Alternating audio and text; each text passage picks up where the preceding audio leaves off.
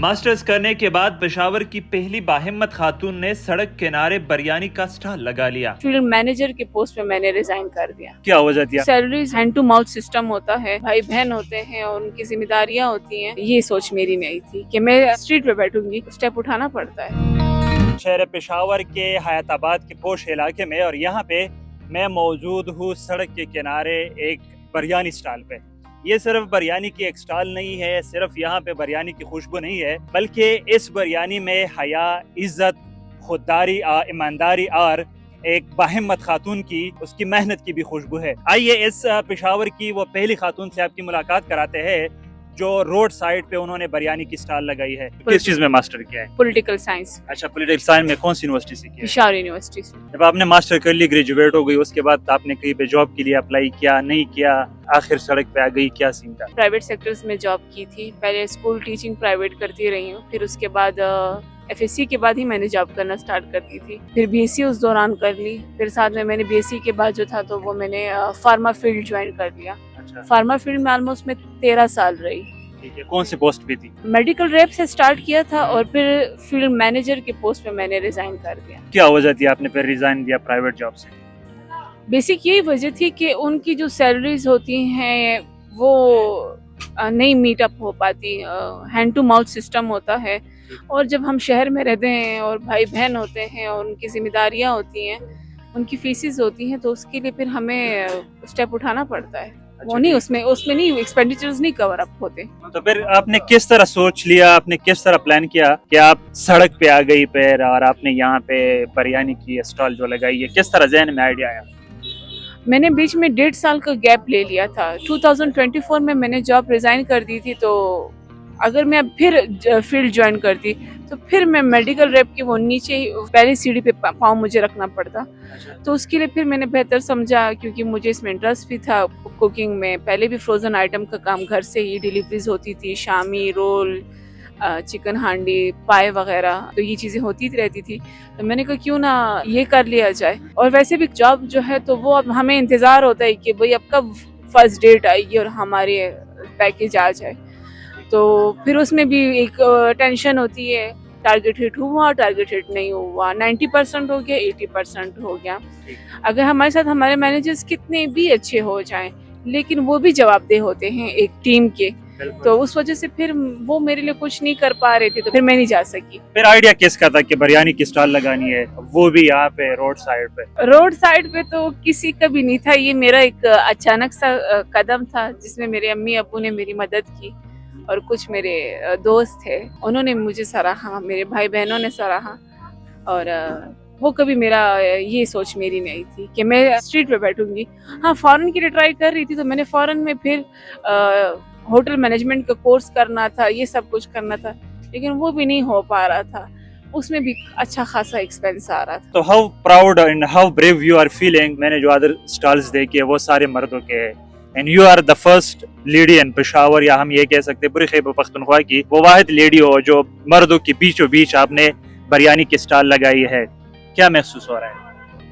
अल्लाह ताला का रहम, अल्लाह ताला का करम, वो जितना नवाजता जा रहा है, शायद इसके काबिल ना मैं हूँ ना कोई और इंसान है जो वो मेरी हौसला अफजाई कर रहा है। जिले इंतजामिया वाले जब इंक्रोचमेंट ऑपरेशन करते उसमें तो आपको तंग नहीं करते यहाँ पे? नहीं, PDA बहुत सपोर्टिव है, बहुत ज्यादा। इब्राहिम साहब, सखावत साहब, मेजर खालिद, इवन दिलशाद भाई बहुत ज्यादा सपोर्टिव है, बहुत ज्यादा। स्पेशली मेरा केयर किया जाता है, स्पेशली इब्राहिम साहब को बड़ी डिस्टर्बेंस होती है कि ये ना डिस्टर्ब, और वो मेरे लिए करना चाह रहे हैं, वो चाह रहे हैं कि उनका कोई प्लान बन रहा है कि वो मुझे NOC दे दे। ठीक है। अच्छा, मुझे ये बताइए, साथ में से जो लोग हैं आपके यहाँ पे, इनका रवैया किस तरह है? कस्टमर कहाँ से आते हैं, वो क्या कहते हैं? उल्टा मुंह पे तो कुछ बोलते नहीं है कस्टमर आता?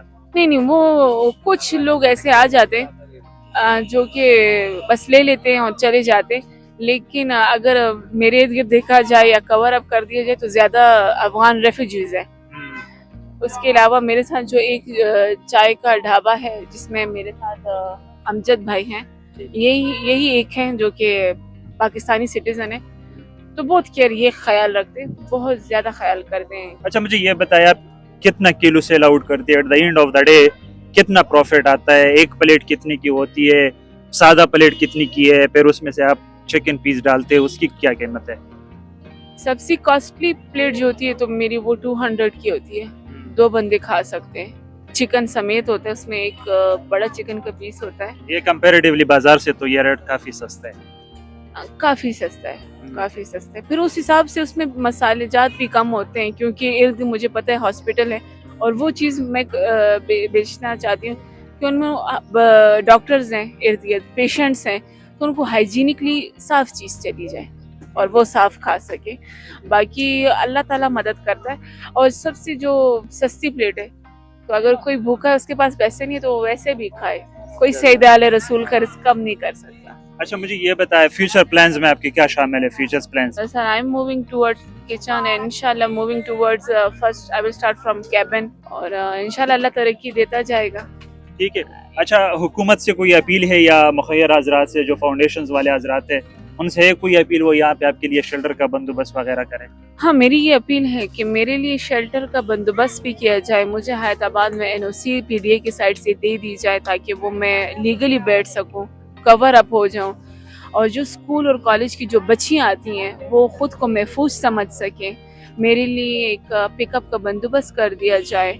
اور حکومت کر سکتی ہے, وہ کچھ بھی کر سکتی ہے, ایسے سچ نہیں ہے کہ جس میں کہوں کہ بھئی میں انلیگل کوئی چیز مانگ رہی ہوں, وہ مجھے دیکھا جائے گا یہاں پہ.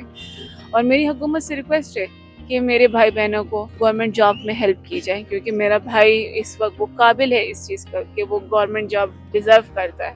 ٹھیک ہے. اور میں نے یہ بھی سنا ہے کہ گھر کا سارا بوجھ آپ کے کندھوں پہ ہے.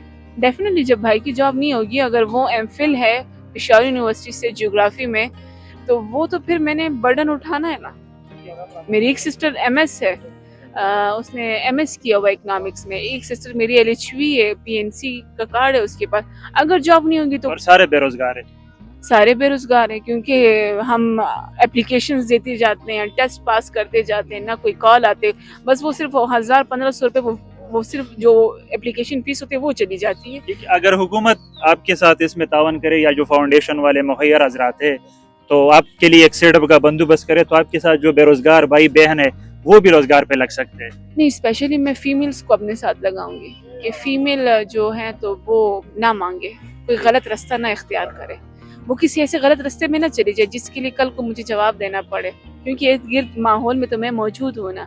PDA سے بھی میری اپیل ہے, پاکستان حکومت سے بھی میری اپیل ہے کہ میرے بھائی کے لیے, میری بہنوں کے لیے گورنمنٹ جابس میں ہیلپ کی جائے, اور مجھے بھی ایک شیلٹر دیا جائے تاکہ میں بھی کچھ نہ کچھ ایسا کروں کہ میرے ماں باپ سکون میں رہیں.